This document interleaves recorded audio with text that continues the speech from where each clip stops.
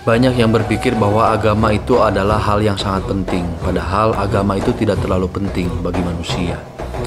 Halo abang, saya tanggapi video abang bukan membantah atau mengkritisi.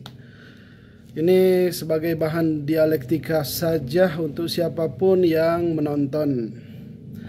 Kalau menurut saya, bang, agama itu sangat penting sekali. Sebab agama adalah petunjuk dan bimbingan jalan kita menuju pulang. Karena konsep agama menurut saya, yang saya pahami dan saya amini adalah wad'un ilahiyun sa'ikun liulil albabi bikhtiyarihimil mahmud ilal khairi bidzat.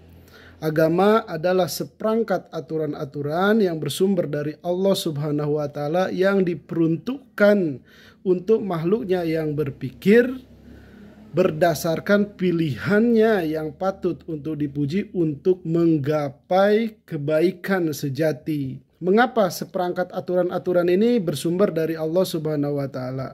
Karena ya sejatinya manusia tidak mengenal yang namanya baik dan buruk yang berkaitan dengan hari akhir. Manusia di bumi ini ya hanya survive dalam hidup untuk mengambil manfaat dan menolak bahaya pada saat ini. Potensi ini ya sudah ada di dalam diri manusia, sebab manusia dia itu dibekali sifat kasih, sifat sayang dan lain-lain yang dengan semua itu dia berupaya untuk mencapai rasa aman pada saat ini. Tidak ada kaitannya dengan hari akhir dan ia tidak bisa memastikan tentang kehidupan abadi tanpa diberitahu. Meskipun di dalam sanubari terdalamnya manusia menginginkan adanya keadilan yang absolut. Di wilayah inilah ya barangkali kita bisa menyebutkan agama itu diturunkan untuk menyadarkan kembali manusia sebagai bagian daripada ciptaan. Dan selanjutnya fitrah manusia sebagaimana dijelaskan dengan kemampuan berpikirnya, maka dia bisa sampai kepada tingkat survive yang membedakan dirinya dengan makhluk hidup yang lain. Sebab kita ketahui tidak ada binatang ataupun tumbuh-tumbuhan yang dia itu membangun negara padahal memiliki potensi yang sama untuk survive. Ya ini karena hewan tidak diberikan kemampuan berpikir untuk survive dengan cara yang lebih baik dan lebih berkemajuan seperti halnya manusia. Maka ajaran-ajaran agama bukan sekedar menyadarkan kembali manusia sebagai ciptaan. Justru agama itu dia diturunkan untuk memberitahukan bahkan bagaimana cara bernegara yang sesuai dengan kehendak penciptanya. Maka negara di dalam kajian agama adalah lembaga formal untuk memberlakukan hukum-hukum yang bersumber dari Allah Subhanahu wa Ta'ala secara universal. Idealnya kan begitu. Adapun nanti bagaimana cara kita hidup di negara demokrasi, nah mungkin ini harus ada diskusi tersendiri.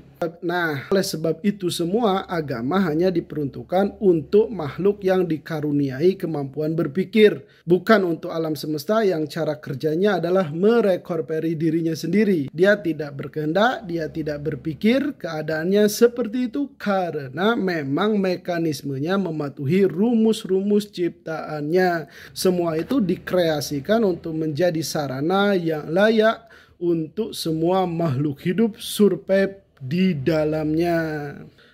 Agama ada itu berbarengan dengan makhluk pilihan yang ditugaskan untuk mengampu amanah khalifah. Dan manusia itu adalah model paling terbaru yang terpilih mengemban amanah khalifah ini. Yaitu apa sih khalifah? Khalifah itu adalah melaksanakan pembebanan di dalam menjalani kehidupan sesuai dengan kehendak penciptanya yang berkonsekuensi reward atau judge di hari akhir nanti. Pengembangan tugas ini pun tidak sekaligus tetapi secara bertahap dan ruang lingkupnya secara regional sampai akhirnya diturunkan syariat yang paripurna untuk kemudian diberlakukan di seluruh alam. Tugas ini diemban bukan karena paksaan, tetapi harus dari pilihan dirinya sendiri terhadap keinginan menggapai kebaikan sejati dan esensial, bukan kebaikan temporal. Kebaikan sejati yang dimaksud di sini akal tidak independen membuat hati meyakininya. Oleh sebab itu ada nabi membawa risalah, memberitahukan kehendak Tuhannya untuk manusia. Yang di sini manusia mempertengkarkan antara kehendak survive menurut dirinya sendiri atau menurut pemahaman yang ia pahami terhadap risalah yang dibawa oleh para nabi yang menunjukkan kehendak Allah Subhanahu wa Ta'ala. Agama tidak bertentangan dengan fitrah manusia ya karena fitrah adalah potensi dan bawaan yang disediakan pencipta untuk kemudian menerima ajaran-ajaran dalam mengemban tugas besar yang dijelaskan tadi, yaitu tugas khalifah. Jadi gimana dong?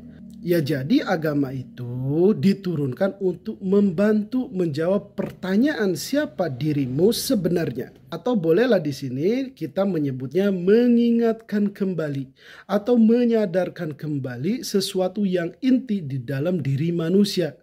Kemudian agama juga diturunkan untuk memberitahukan tugas kamu sebenarnya itu apa sih.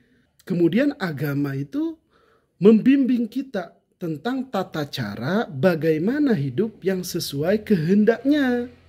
Maksudnya kehendak Allah Subhanahu wa Ta'ala. Dan semua yang dijelaskan tadi itu tidak lain dan tidak bukan adalah merupakan bimbingan agar selamat menuju jalan pulang.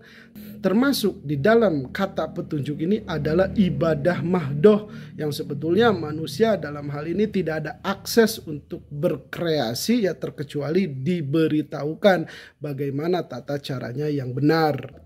Oleh sebab itu, kita juga diajarkan tata cara meminta yang benar, yang mencerminkan apa yang dijelaskan dari awal tadi tuh.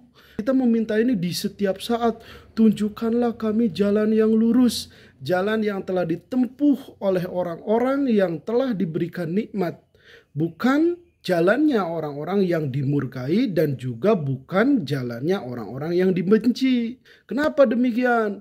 Sebab menempuh salah satu jalan tersebut akan membawa kita pada hari yang disebut Yaumiddin, yaitu hari pembalasan.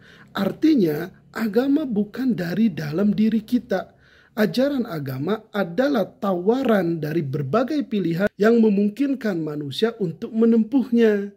Terserah mau yang mana, mau yang lurus, mau yang dimurkai atau yang tersesat. Kalau mau yang lurus ya tempuhlah melalui jalan-jalan yang diberikan nikmat tadi. Lalu berkaitan dengan pengembangan tugas khalifah, agama juga mengajarkan kita agar senantiasa berkomitmen, beristiqomah. Iyyaka na'budu wa iyyaka nasta'in. Kepadamu kami menyembah dan kepadamu kami meminta pertolongan.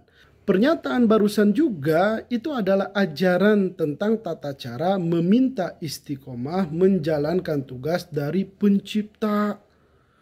Setiap seseorang mengucapkan itu artinya mewakili semua mitranya.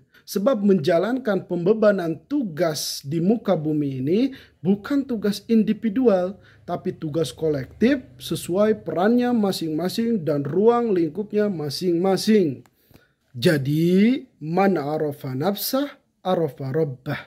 Barang siapa berhasil menjawab siapa dirinya, apa tugasnya, dan akan kemana sesuai bocoran dan pemberitahuan dari utusan Allah Subhanahu wa Ta'ala, maka ia akan mengenal siapa Tuhan yang benar dan berhak untuk disembah. Ia akan menyadari bahwasannya Allah Subhanahu wa Ta'ala yang menciptakan dirinya itu adalah realitas di luar dirinya yang ia berkebutuhan mutlak kepadanya.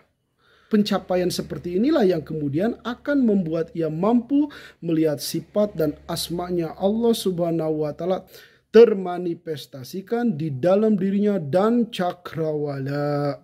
Sanuriyahum ayatina fil afaqi wa fi anfusihim hatta yatabayyana lahum annahul haq.